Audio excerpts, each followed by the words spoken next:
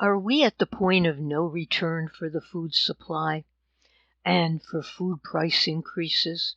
It's critical that you pay attention to what is happening now. Massive food shortages are here, and a global famine has been predicted by the UN. Everything is coming together. I'm telling you this so you can prepare now before it's too late. So here we have from the New York Post, looming food shortages is the next slow-moving disaster to hit the world. From Barron's, food shortages, debt, and inflation are the IMF's, International Money Fund's, top concerns. And then if we go over here, if we go to the United Nations, UN expert warns of global famine. And they're not the only ones. There are a lot of other ones warning about this. And Yahoo Life, grocery staples are getting more expensive.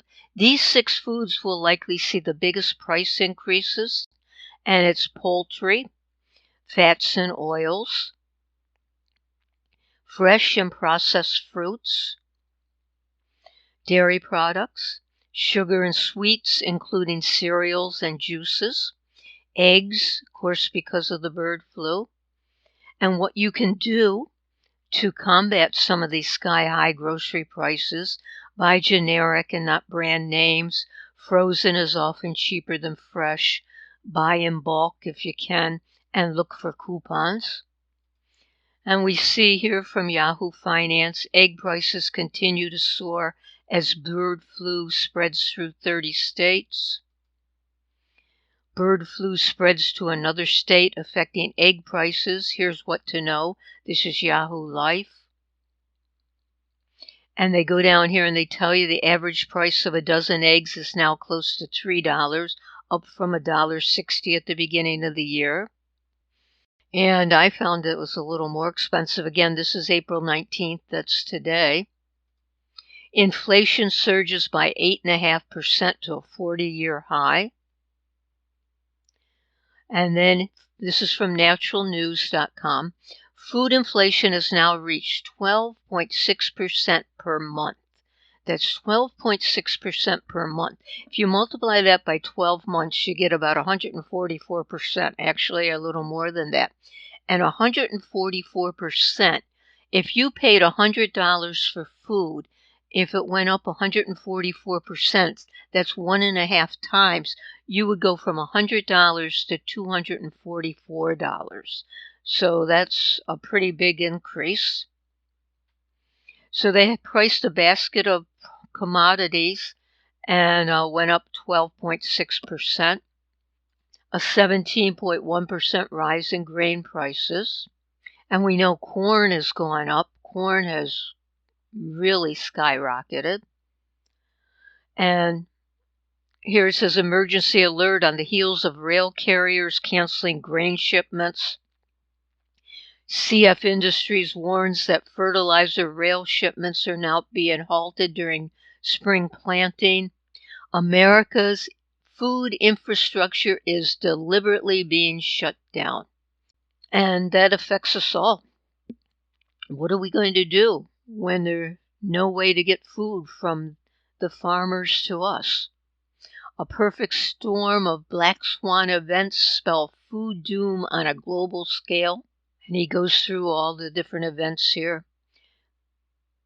And the food riots will break out worldwide. We've already seen them in some countries. He says Sri Lanka, Peru, and other nations, but even more now. Food riots will break out in the U.S., first appearing in the blue cities. We're going to see food rationing and price controls. And the governments will declare national emergencies and roll out police state controls to try to control the masses. And you know what's happening in China. They have that big lockdown and people don't have any food. They've been locked down with no source of food. And if we look over here, this is touchstoneconnect.com. And it says White House has told rail companies no more shipping of fertilizer. Ready to starve or pay quintuple, 5 times current foodstuffs. And if you go down here, here's a headlines for all of these. Rail carriers cutting fertilizer, grain, and coal shipments. Fertilizer company complains about railroad shipment limits. Emergency alert after rail carriers cancel grain. Now, if they cancel the grain, that means they can't pick up the grain from the farmers. So then it can't get to us, or it can't get to where it's even processed. Catastrophic. Emergency alert. I mean, all of these articles. And from different places. UK Finance, Republic Broadcasting Company, Truth11.com. So you can go through here. This is Touchstone Connect. And we have lots of fires going on, and food plants and processing plants being destroyed. And Asia Standard, they're a company that produces a lot of stored food, and you can buy online at various places. And the fire just destroyed their headquarter facilities. And then what they're doing too now, Biden has said that we can allow 15% ethanol. So that means we can put into gasoline more ethanol. So the meat producers are reacting, because if the corn is going to ethanol, it can't be going to feed the cattle. And we're going to have meat. We're going to have meat shortages. Now, we knew that before, but that's coming too. So you have to be ready for more meat shortages. So we're going to have all kinds of food problems over the next year. And this one is from the Heartland Institute, and it's heartland.org. So the Heartland Institute at heartland.org. Food shortages and skyrocketing prices. Biden upping payments to ban farmland. And this is so ridiculous. So he says, as we are now reminded by the exorbitant prices every time we purchase gas or anything that needs gas, the administration has outlawed domestic petroleum production. Of course, our skyrocketing fuel prices ain't great for a farm and ranch sector fueled by diesel, but it goes way beyond that. The Biden administration has engaged in an omnidirectional assault on our food production system, which of course damages the entire economy, because you got to eat. So Biden's war on farmers. Why would Biden target farmers in the first place? Well, do you know any farmers who are Democrats? Food shortages across the U.S. are causing widespread panic as grocery store shelves are depleted and people search for pantry items, which brings us to federal lands, and Biden not allowing us to use them to alleviate our shortages. The federal government controls lots of land under which exists lots of petroleum, which Biden is refusing to allow us access. Well, our farmers own lots of land, which is extraordinarily fertile and great for farming. But the federal government Conservation Security Program, CSP, prohibits 4.1 million acres of prime arable land from being farmed. To alleviate the food shortages and skyrocketing prices, our farmers have beseeched the Biden administration to open up some of that land. And they sent a letter dated March 23rd and asked for it. And, of course, Biden said no. The Biden administration announced on Wednesday that it would expand a program that pays farmers to leave land fallow, part of a broader government-wide effort to cut greenhouse gas emissions. The new initiative will incentivize farmers to take land out of production by raising rental rates and incentive payments.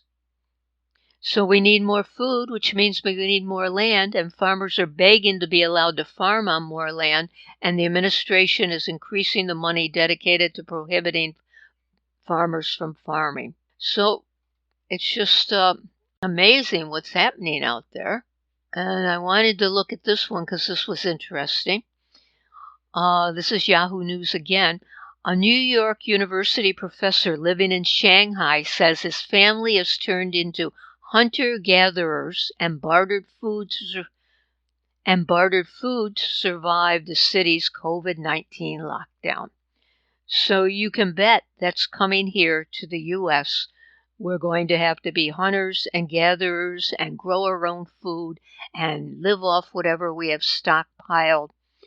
That doesn't even count the decline of the dollar and the petrodollar falling apart.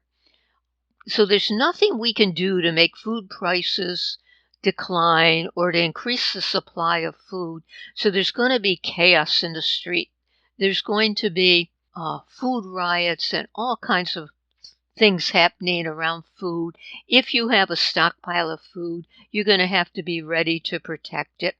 So I'm telling you, I would rather make a mistake in prepping now than in not having it when I need it. This is a long-term event, so you need to prep for the long term because you have to remember, it's not if, but when. So it's not if it's going to happen, but when. And I would say the end of this summer, you're really going to see all kinds of food price increases and food shortages. So be ready. Please comment, please subscribe, please like the video, and thank you for watching.